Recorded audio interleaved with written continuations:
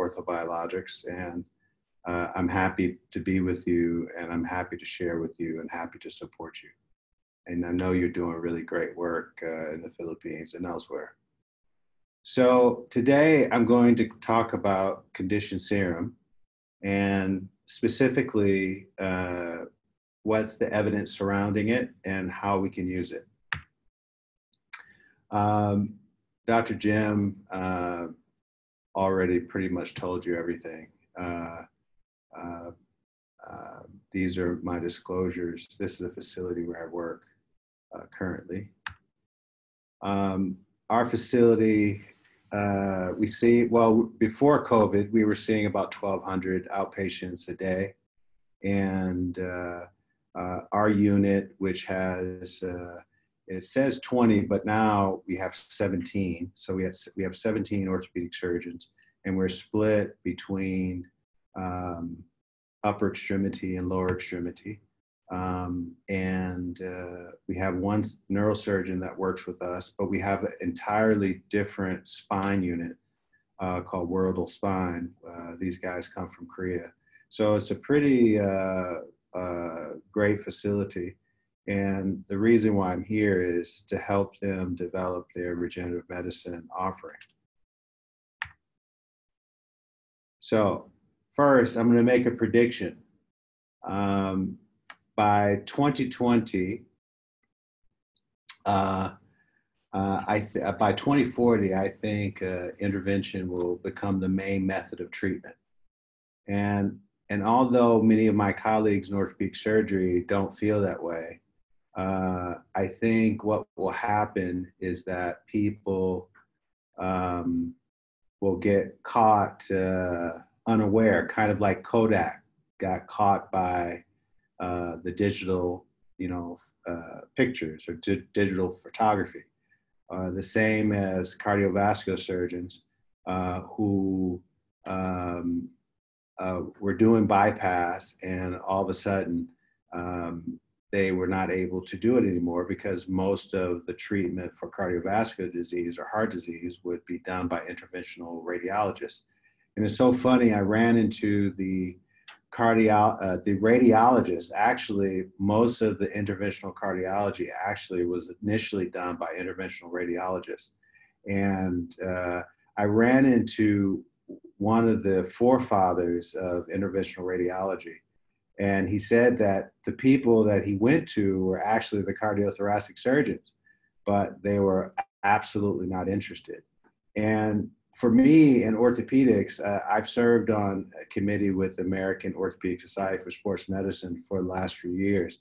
And the main piece that I have been trying to get instituted is the training and the use of ultrasound in orthopedic sports medicine, which is not taught at all, and neither in residency or in fellowship.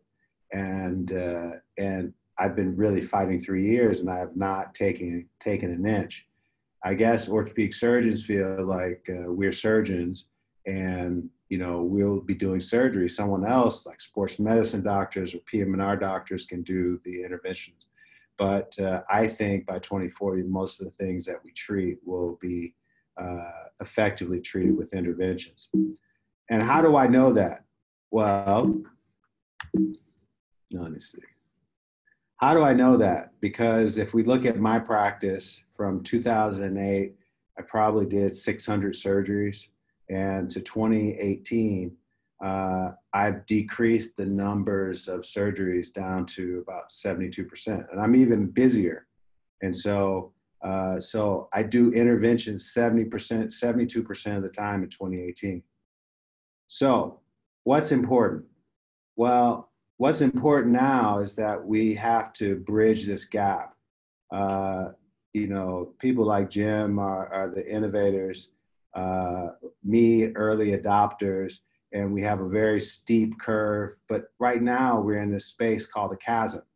And the chasm is the point where if we don't accumulate enough evidence to support what we're doing and get government academia, professional societies really behind this movement, we have the risk of it falling off. But once we get to the tipping point, this is when the early main majority of professionals can adopt these treatments. And then once we're there, we're over the hump. But I can tell you, we're still at risk of not being able to get over the tipping point. Well, what's important? Another piece that's important is accumulating evidence.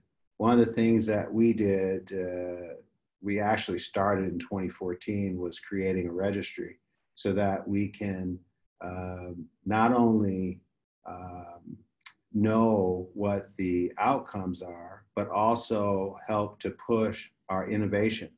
If we push our innovation, we can, you know, have substantive evidence to really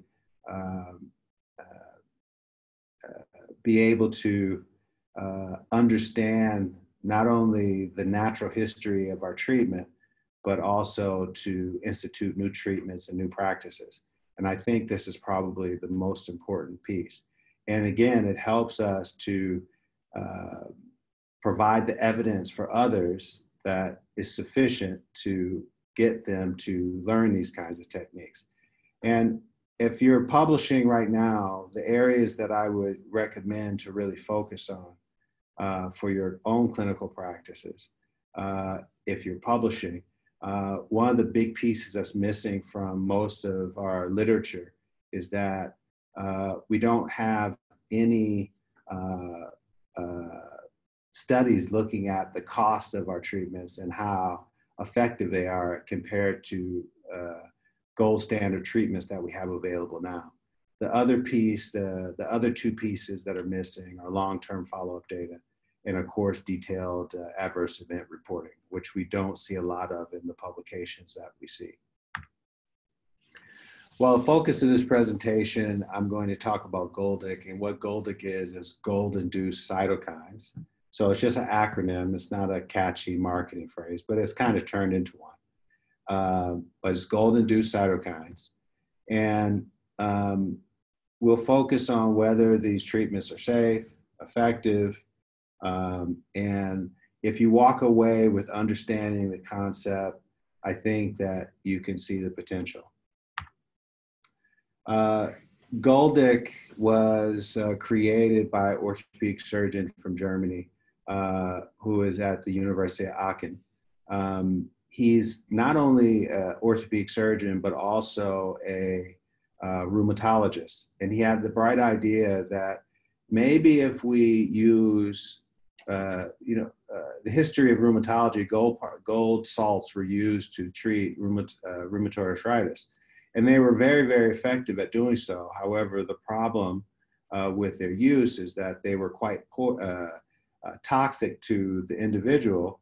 It controlled local disease, but quite toxic to the individual. So he had this great idea, well, how about if I use small gold particles, mix it with a person's blood and incubate so that the gold induces cells, and in this case, it's the monocytes, to produce proteins that would be helpful. How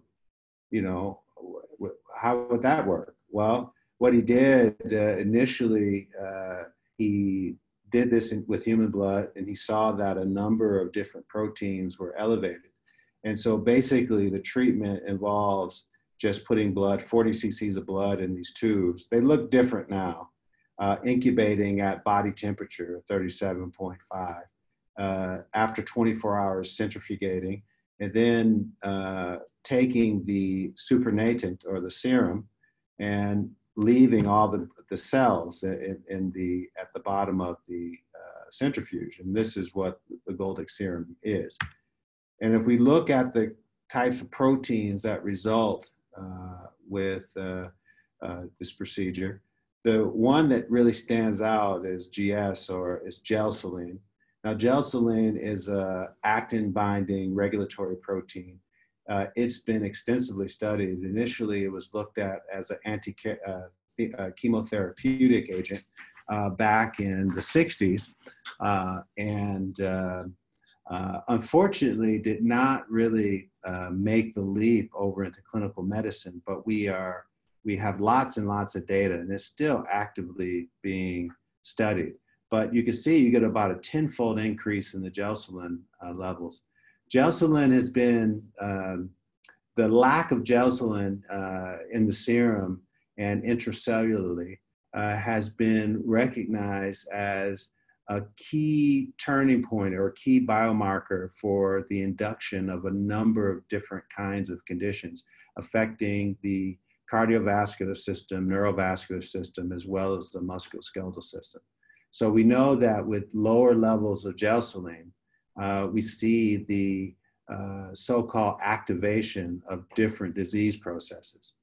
Other things that also increase, you have a 3-fold increase with interleukin-1 receptor antagonists, granulocyte colony stimulating factor, granulocyte macrophage colony stimulating factor, VEGF, stem cell derived growth factor A, stromal derived growth factor A, basic fibroblast growth factor. So there's a number of pro-regenerative proteins that are elevated significantly when blood is placed in the proximity of gold particles. So gelsolin, we talked about a lot of, I previously spoke about a lot of different things that gelsolin has an effect on, but just look at some of them.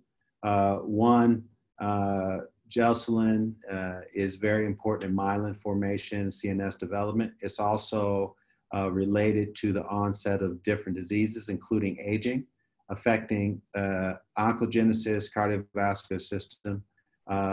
It also has a significant impact on cellular apoptosis, and it's a very effective cellular anti-apoptotic agent. So how do we use it? We use it on a number of different conditions. I would say 90% of the patients that we treat are for spine-related conditions. So it's a very clean injectate. We previously used platelet lysate for most of the things in the spine. However, what we found with Goldic is that it's much more effective, number one, and number two, it's much cleaner. So you don't see any sort of flare after using it. For shoulder, we use it for osteoarthritis, but probably one of the rising indications is for frozen shoulder. And about 70% of patients that we use, when we use it for frozen shoulder by injecting the bursa as well as the rotator cuff interval tissue, we see a very rapid decrease in pain as well as increase in movement. For tendon conditions, it's probably the second best application of the elbow, wrist, shoulder, knee, Achilles. And of course, we can also use it for osteoarthritis of the knee. We have a paper that we've already submitted to International Orthopedic, so hopefully this will be published very soon. So how do we do it? Well, it's very simple. We basically take 4 tubes. These are the new tubes. Only 40 cc's of blood are required. You take those and you put them in this incubator, which incubates at 37.5 degrees. We centrifugate maximum at maximum speed for 10 minutes. And what you get is you get 4 tubes and usually about 3 cc's of supernatant. Sometimes you get more. And it's a completely closed system. You see this is a hood, but you don't actually need to use it because the system is completely closed. And you can also see this filter. This filter is a 100 micron filter. It pretty much filters just about anything. So it's and this is what you end up having. It's a quite clean injectate. And it's almost exactly 3 cc's. So just like with normal healing in our bodies, we like to focus on, the principles of wound healing. And with anything, you have in the initial phases, up to the first 5 days, you have a spike in inflammation. And any regenerative treatment that we use we should try to mimic these wound healing phases. So after a day, you see that you get a big proliferation of cells, and the peak is at 10 days, and then remodeling, and the peak is 50 days. And so any treatment that we do, we want to mimic this. And this is why for our Goldic, we also give 4 injections, and they can be given over as compact as 8 days, but in most cases, it's over a period of 4 weeks. So 1 injection per week for 4 weeks. So let's talk about the acute injuries. The acute injuries that we mostly treat, like I said, are spine problems.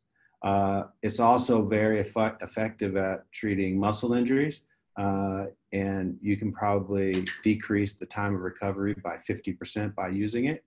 And hand and wrist injuries is another area that we see considerable use. This is a person with acute disc herniation in the neck.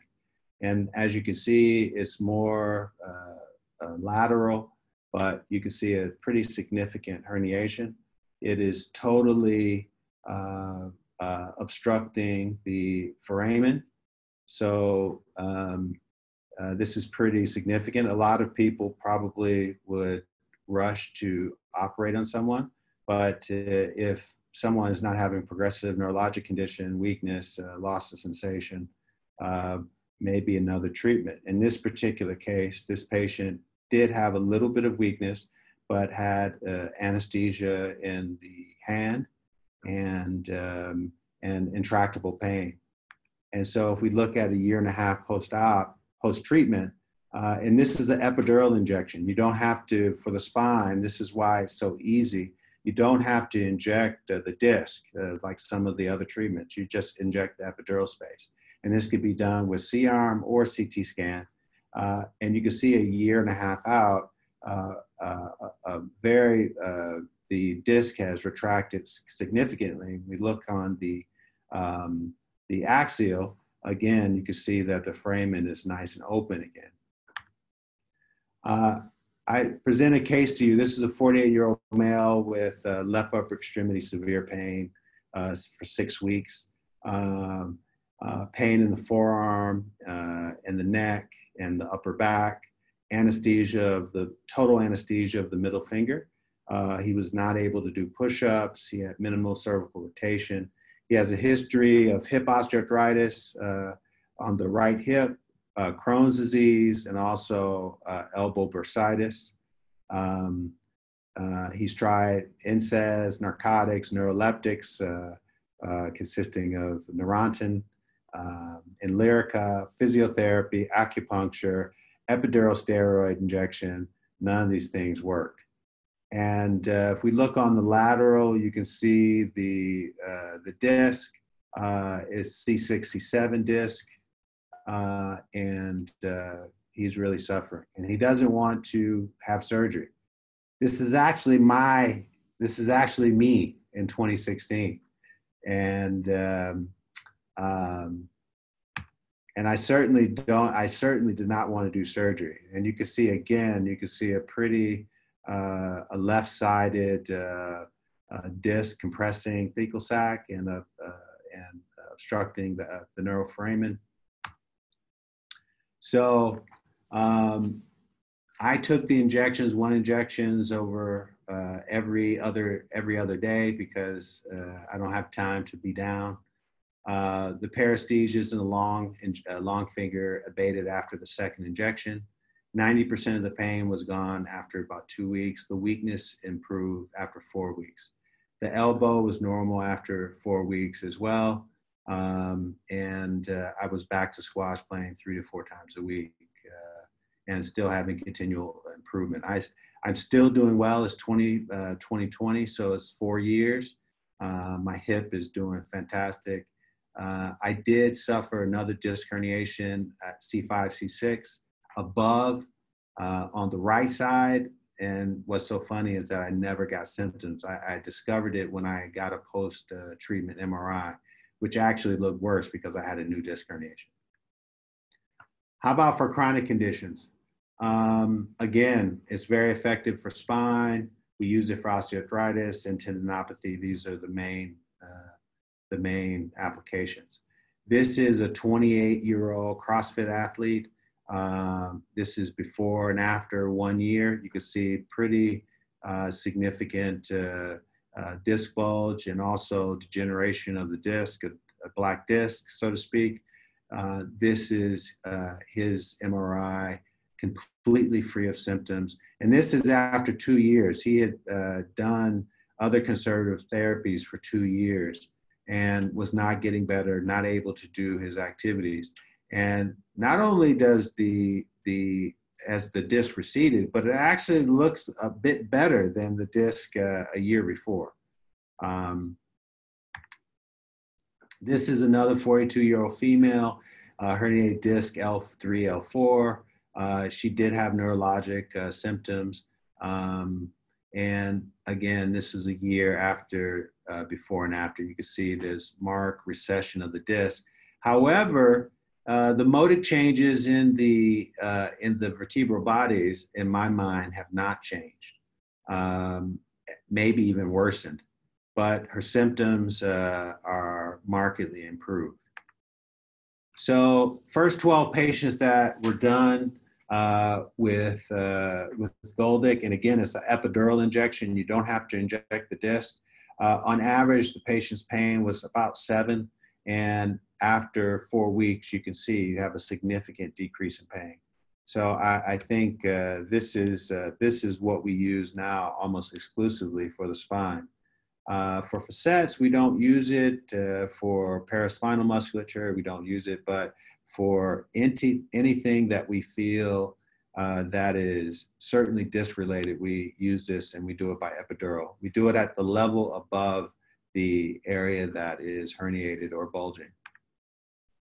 So we also want to talk about Achilles. This is the first publication that we had using Goldic. We had 17 patients that we treated, and you can see the before significant internal degeneration in the Achilles tendon, fusiform swelling, and then you can see a year later, you can see the morphology in the tendon is markedly improved. The thickness of the tendon, unfortunately, has not improved, but his symptoms are totally abated.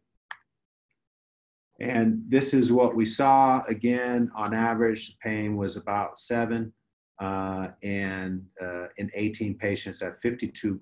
This is 52 months follow-up. At 52 months follow-up, almost 0 pain. And again, this is published in this Muscle and Tendons book. And so for tendinopathy, I think this is probably the second best application of Goldic. I think spine is the best, and second best, I think, for tendinopathy. Here is the results of our trial. This spans from 2008 all the way until 2015. And as you can see, if we look at all the time points, and this is out to 4 years, you can see pretty significant differences in the KOOS test: activities of daily living, pain, quality of life, sports and recreation. And the average age of the population was 70. And most of the patients had grade 3 Kellgren-Lawrence grade 3 osteoarthritis. And again, with symptoms, you can see some pretty significant improvement. And also on the Womack scale. And this is where with other platforms, we have not seen such great improvement in the Womack score, but you can see we have some very consistent improvement up to 2 years in the Womack. And but you know, it's pretty inexpensive, and if it plateaus at 2 years, it's something that you can repeat and expect to get a decent result. So this is 60. It was actually this is 64 patients and 89 knees. 1 second. And again, we can see the improvement. This is for all patients, and this is the global KOO score. Pretty significant improvement. And it tapers off after, it plateaus after 2 years, but still a significant improvement as compared to baseline. And the WOMAC score, again, you see the same thing. Stage 2 and 3 is where we see the best improvement. And again, even out to 2 years, we see some significant improvement. And even in stage 4 OA. But we saw most of the failures of patients that went on to perform total knee arthroplasty. And these are the patients that were at 4 years. One of the other things that we looked at in these patients was that there was effective, for patients who had effusions in their knee, after we give the first few injections, we noticed that the effusion goes away. And at the time, we also measured the synovial fluid gelsolin levels. And what we saw was that the effusion went away, and number 2, the amount of gelsolin that was found in the synovial fluid markedly increased as compared to baseline. So who is the ideal patient for regenerative medicine? Well, we know our cells disappear as we age, these regenerative cells. And so in my mind, it's a person that does not have chronic disease, whose tissue has good activity, and have sufficient cells to mount a healing response. So who requires more cells? Well, the people that require more cells are the physiologically more aged, and it doesn't mean how old they are, but just where they are physiologically. People that have more chronic disease, especially things like diabetes, and their tissue activity is not ideal, and we anticipate multiple treatment, or they have more advanced disease. And again, so this is a nice little slide that talks about who is the ideal patient. So the ideal patient, so the degree of organ or tissue function, you know, for regenerative medicine, cellular therapies in this region, you need to have a relatively high level of organ and tissue function. So this doesn't mean that you treat someone who has who's 70 years old, who has hyperlipidemia, cardiac disease, and diabetes, because this is the person that's going to fail your treatment. You know, as the severity and duration of the injury or disease increases, you know, this is where you think about using implants instead of using a regenerative medicine type of treatment. So again, if the degree of organ tissue function is low, and the severity of disease is long-term, this is not a good patient for regenerative medicine. Because, you know, you can have a cow that, you know, is obese, is old, and, or physiologically aged, and you can give some PRP or stem cells to the patient. It's just like putting lipstick on a cow. You still have the same cow, but now you just have lipstick. And if a patient is paying their own money for this treatment, I would caution you against that. So you have to be very selective about the patients that you're treating. Biologic Orthopedic Society, if you have not joined, actually we're up to 7,800 members. It's on LinkedIn. So please join us in our conversation. I know Jim is there all the time, giving us great insight. Jim also is very active with the American Academy and Board of Regenerative Medicine. I don't need to go over this very often, but I would recommend, getting your certificate. It makes a difference in your knowledge and your application of your knowledge to patients. And I think it protects you to some extent as well. It requires the oral examination. I think most of you know this, 20 cases and 6 cases presented to a BRM diplomat. I've done this with Jim. It's great. We look at patient selection, regenerative medicine platform selection, complication management, and outcome. In the future, we want to add a technical piece to that. We have been discussing this with the Interventional Orthobiologic Foundation from the US, because they have an intermediate and advanced course for different things, for peripheral joints as well as spine.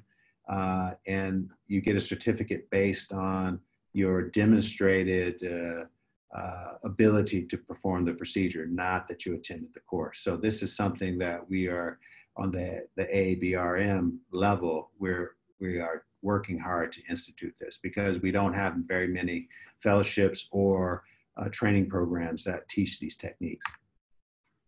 If you have any articles that you want to publish, we're very open and we're very supportive of both academic and community-based providers. Publishing their work is quite important, and it's very easy. If you would like to review for us, we'd also welcome that too. It's www.biologicorthopedic.org. You can register and we'll have more than enough papers to send you to review. And it makes you a better clinician too. So I would recommend that all of you register. Our editorial board is pretty incredible. From every part of the globe, Australia, the US, Europe, Asia, South America, and North America. And of course, if you have any questions for me at any point, or you just want to say hi on WhatsApp or email, please feel free to say hello sometime and start a conversation. And thank you very much for your attention. And if you have any questions, I am more than happy to take them for you. Oh, thank you, Dr. Bill, for that wonderful lecture.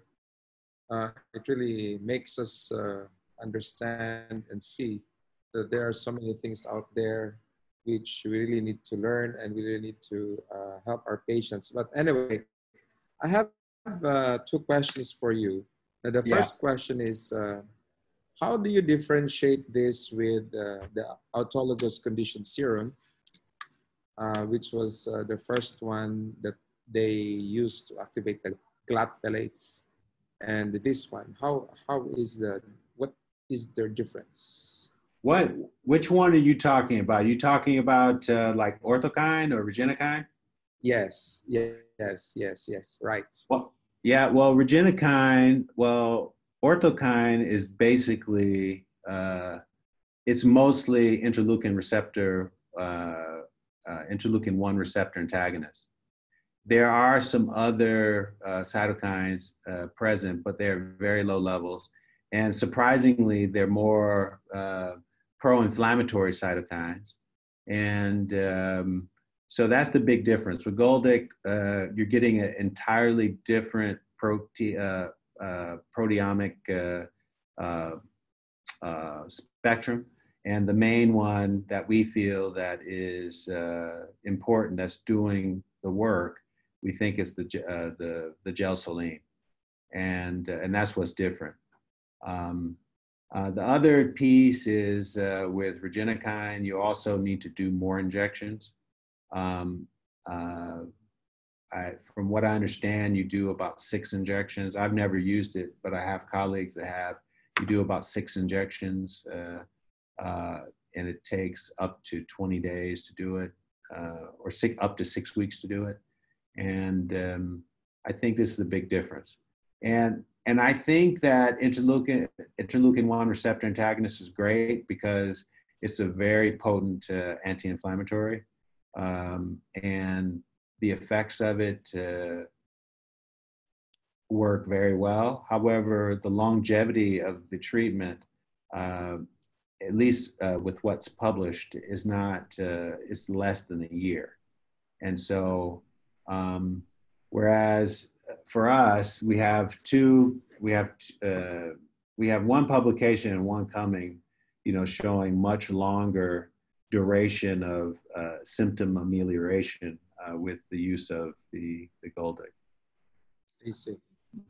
The other question is, when you do the injection, do you do that under fluoro guided or ultrasound guided? And where is your target in the spine?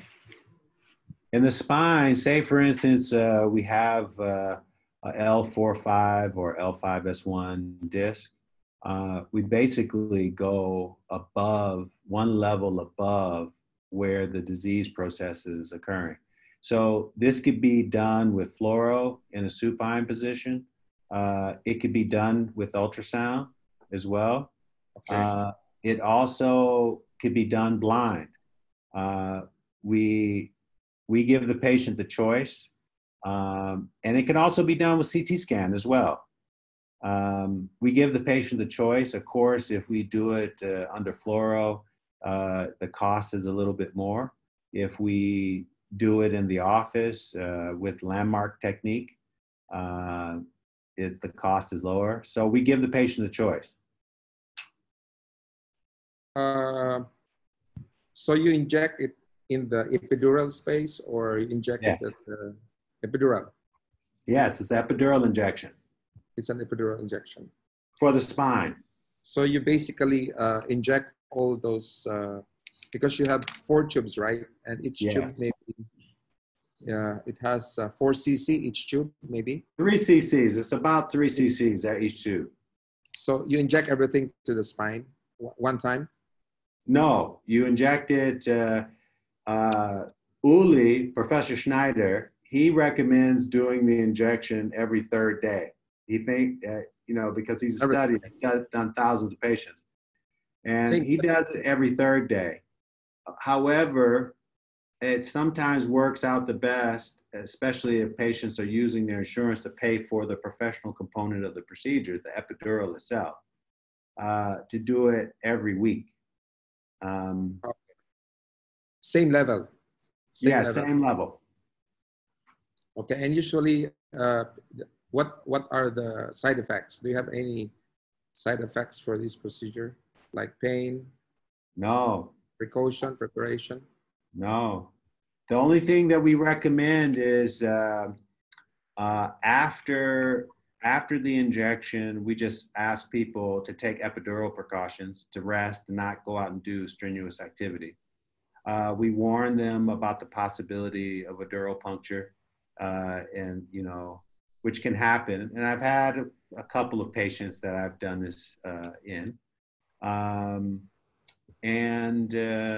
As far as for the spine, we do not see increase in pain. We don't see a flare. And this is what really influenced me, because before I was using platelet lysate. And sometimes I would actually be encouraged if I saw a little bit of a flare, especially if it activated the same symptoms that they had. If they had a, left, posterior thigh radiculopathy, and I got, a flare or some exacerbation of the pain, I kind of had a feeling that they would do well. But with Goldic, we don't see the flare at all. We see 0 flare, number 1.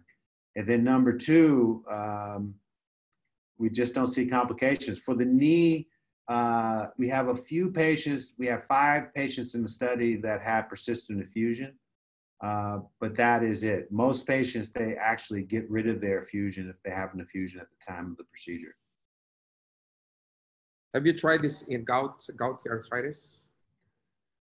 We have not. I have not tried. I'm not sure about Professor Schneider. I mean, he treats a lot of different conditions. He gets a lot of cases that have no other options. and I'm not going to discuss these, but he treats a much wider range of conditions. I would say 90% of the patients that I treat with this are from the spine. It's our go-to for the spine now because it's so clean. Okay. And you don't have to inject the disc. Mm-hmm. I see. So there's another question here actually from the chat room, and the question is if this is also good for spinal cord injury patients.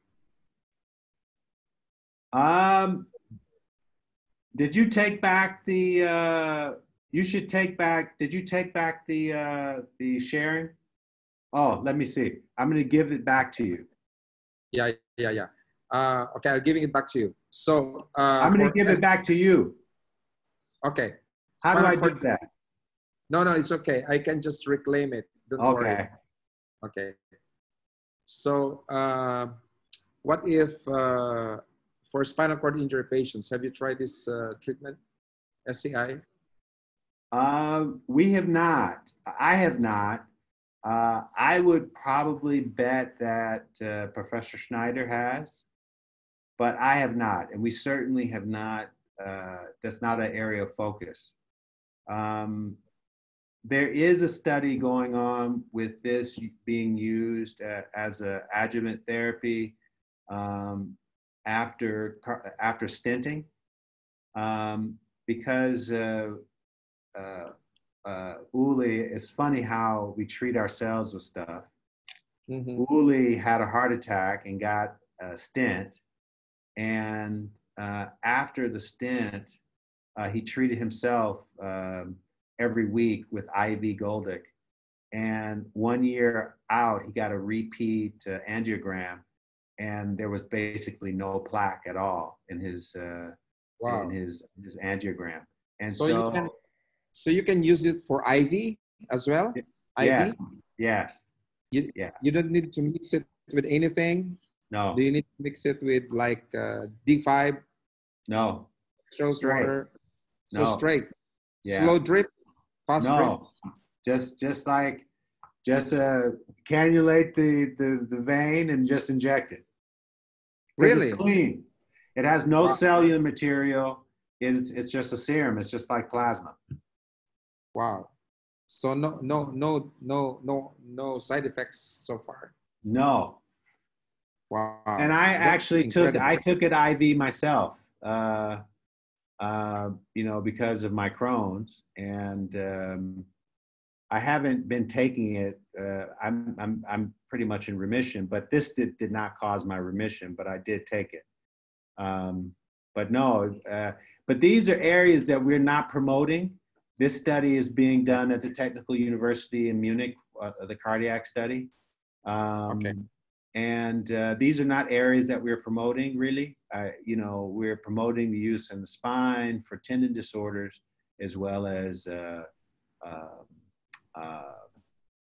degenerative joints. And, I'm not encouraging it to be used in other ways because we just don't have the evidence. And, Uli has a lot of experience, but I don't promote it in the way that we're not either actively have evidence and we've done a significant number of patients. I'm not promoting it in that way. But I think it would work in the spot for TBI. I think it would work. Yeah, it is quite clean. Okay. There's a question here. Any headache after epidural injection? Headache? I've seen it. It does happen sometime, but this is when we puncture the dura. But otherwise, no. Okay. So it has to be really done by, it has to be really by experienced anesthesiologist maybe, or if you're doing guidance, it has to be accurately delivered to that area. How about I personally like, when I started out doing it, I was doing it in my office, and I have experience doing epidurals, and I didn't have imaging. And I did landmark technique with and it worked. And I must admit, I had a lot more dural punctures at that point. But when I use fluoro and, use contrast, I mean, it's perfect every time. It's perfect. And yeah. So it has to be done maybe that way, just to be safe. I think it's the most effective way. And, and the other piece on ours is that our experience is that most of them that we've done is cervical spine. And that's really surprising. But this is where we've done most of the injections, because I think these wonderful mobile phones keep us bent over all the time. And I think this may be the reason why we're seeing so many cervical spines. But I would say 70% of the cases we've treated for the spine are cervical spine. Okay. So in the cervical spine, you do it the same way? You do it one level up?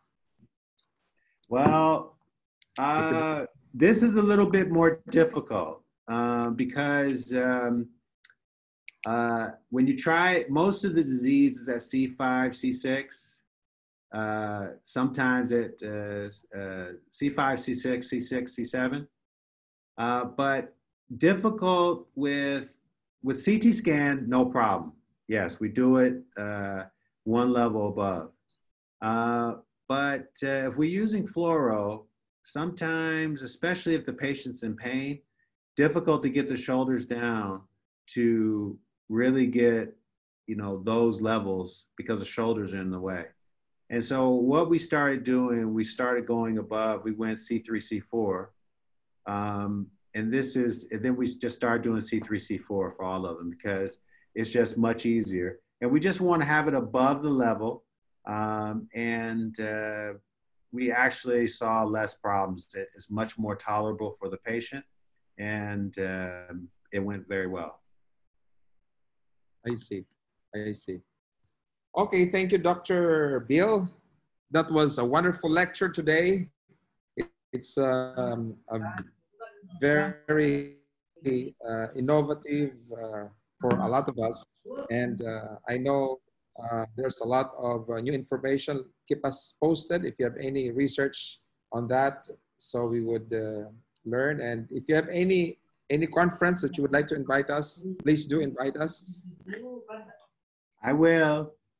Okay. No, but no more. I think post-COVID we're doing more things virtually, and I think this is more effective.